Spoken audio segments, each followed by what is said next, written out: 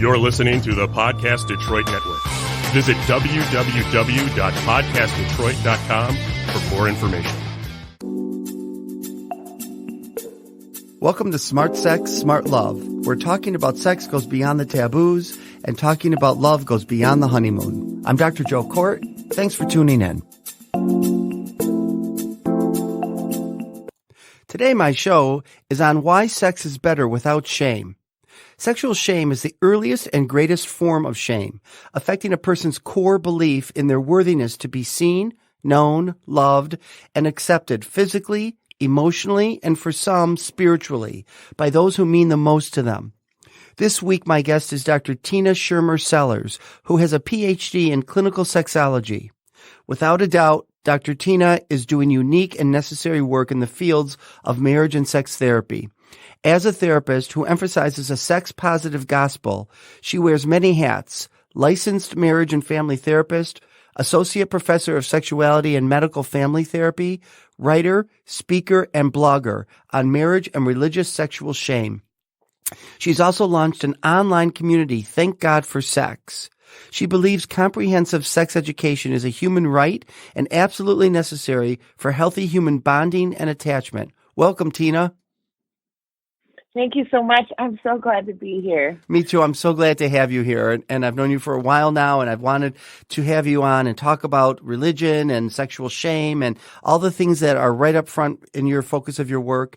And maybe we could just start right in with how you came to focus on your work on religious sexual shame. Yeah, thanks. You know, I often say I did not intend to do this, and I wouldn't recommend it. I wouldn't recommend taking on the church. And I was hesitant to do it, but I was absolutely compelled to. I taught at a religiously based university for 28 years. In fact, I just retired this past June. And I taught in a graduate program. So no one is expected or required to have a religious background who comes into the graduate marriage and family therapy program. But of course, we would have students who did come from that background, probably about maybe 40% of our students. And one of the courses that I taught for the whole time that I was there was the graduate human sexuality course that is required for licensure in the state of Washington. And one of the assignments that I had our students do is write their sexual autobiography. And a lot of times when I tell people that, they'd be like, oh my gosh, I can't imagine ever having to commit my sexual autobiography to paper. I love it. And I'd be like, I'd say, well, I wasn't doing that just because I was cruel.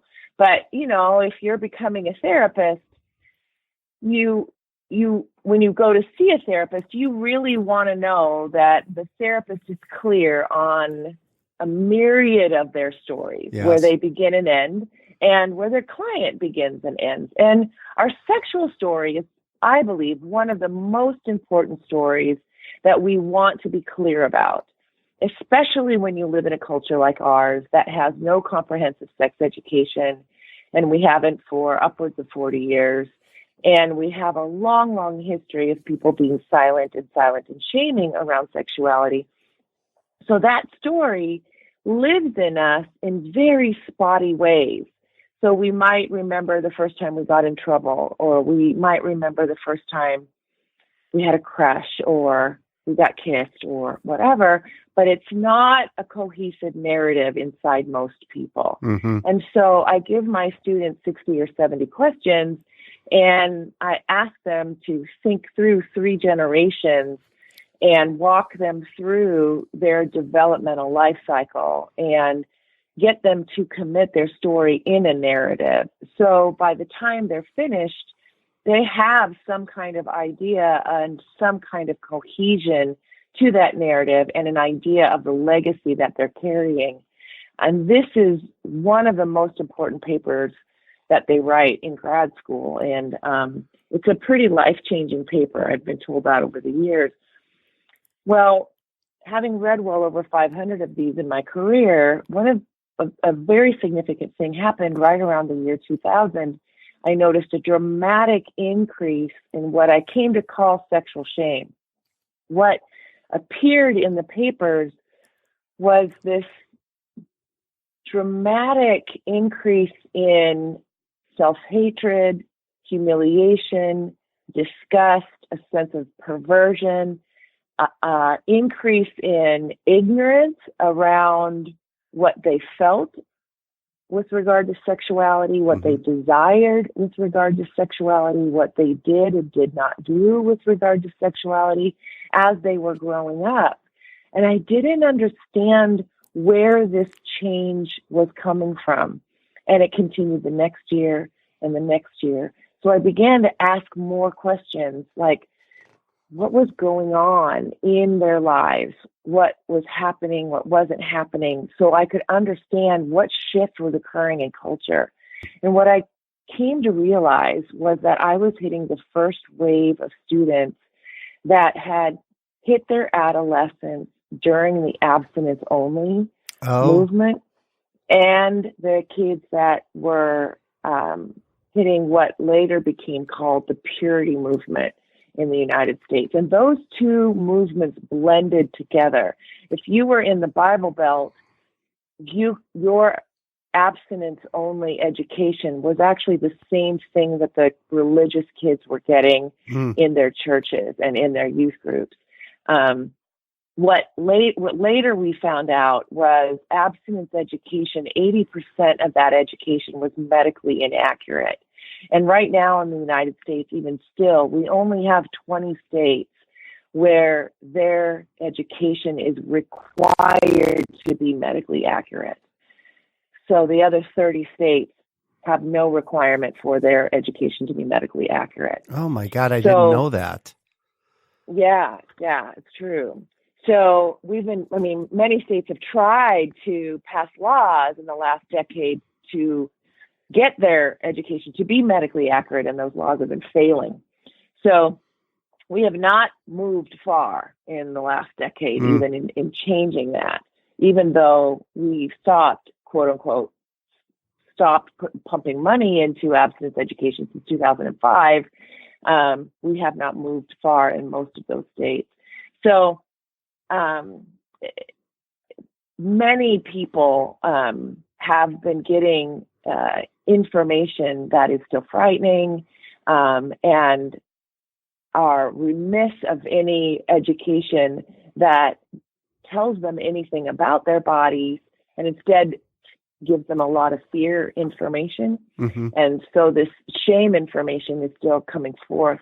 And so lots of people were two things were happening. One, they weren't getting any information at all, so there was dearth of information. And then what they were getting was frightening them about not just their bodies, but also what they were thinking about sexuality and what they were feeling, wanting about sexuality.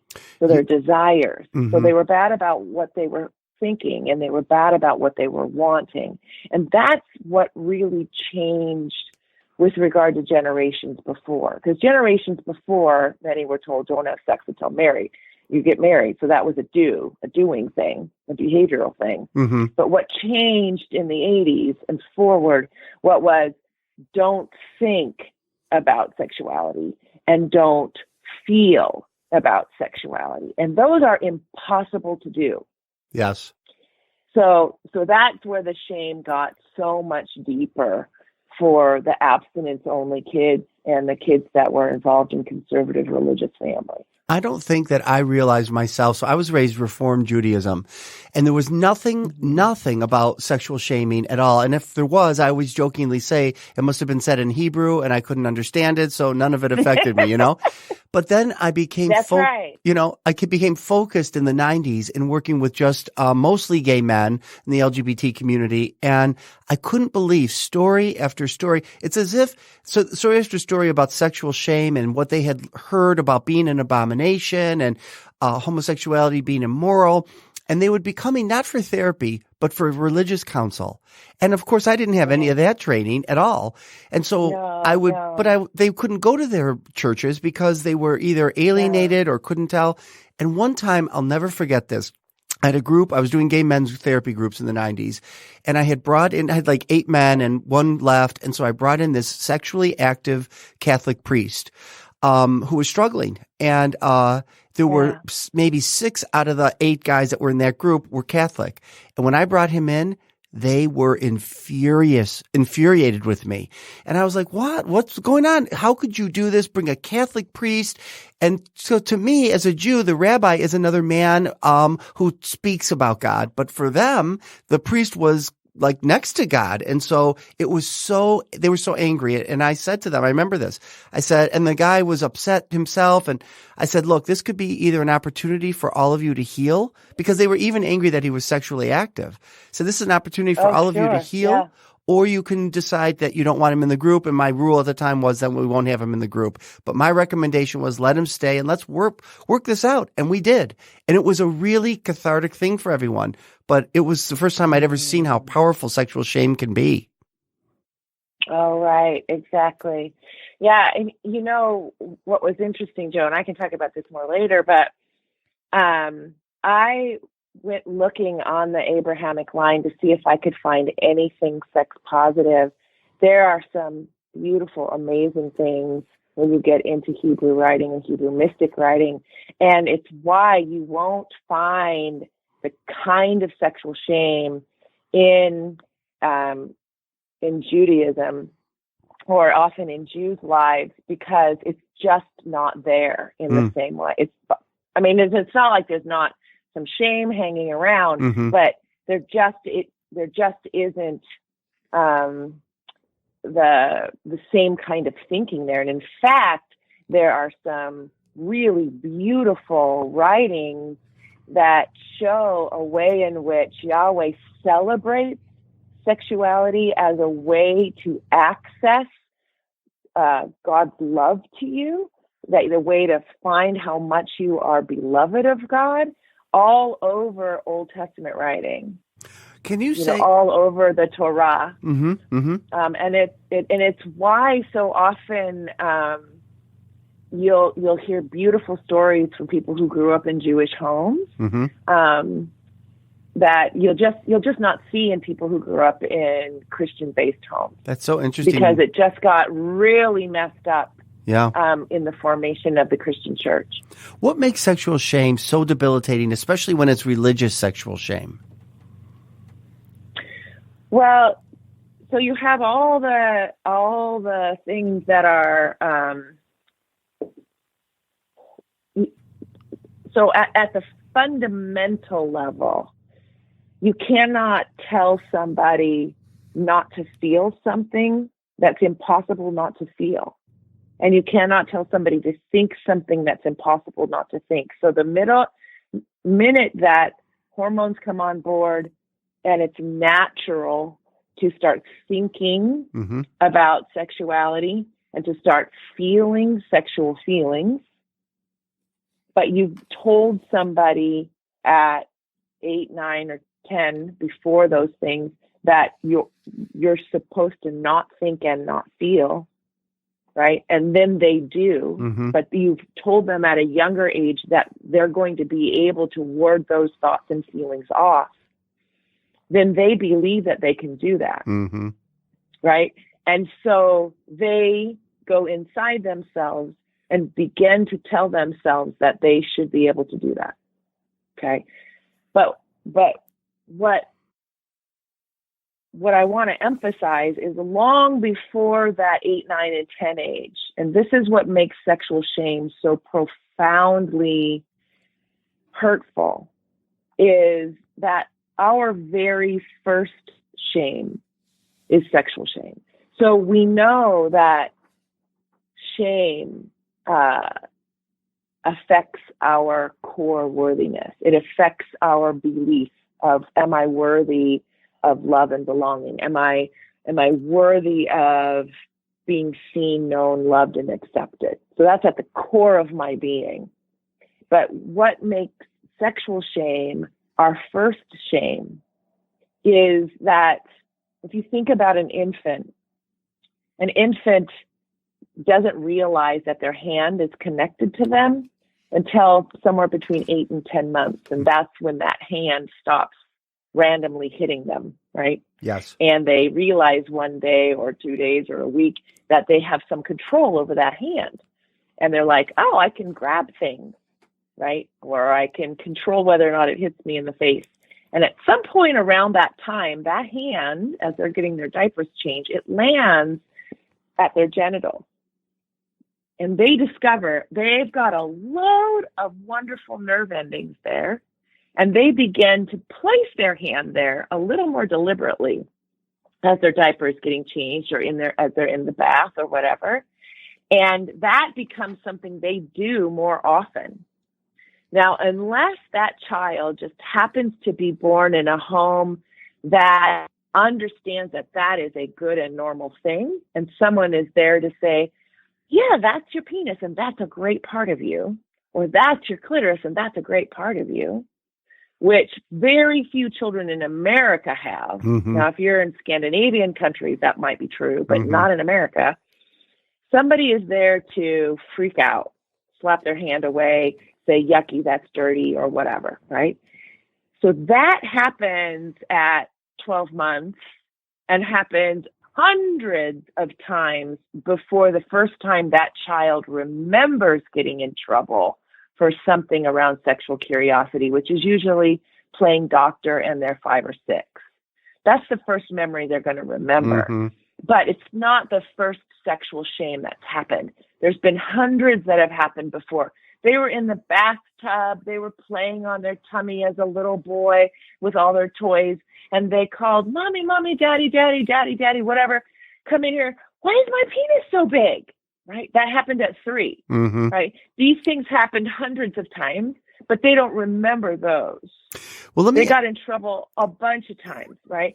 So these first shames happened a ton of times, and they got all in trouble, and they went way, way underground. So they got wired in their DNA as this is a bad, bad thing.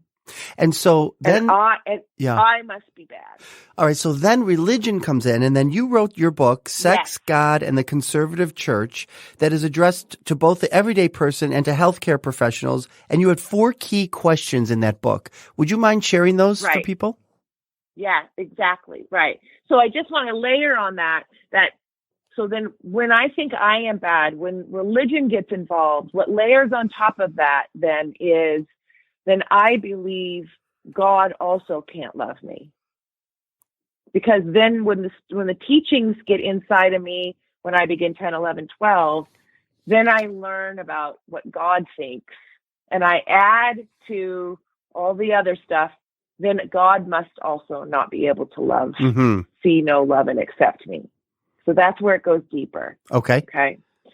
Right. So then as I began to read all these sexual autobiographies and see how deep this pain went and how it was manifesting in the lives of my students who were in their 20s and early 30s, who were having sexual dysfunction, who were believing that they were bad to the core.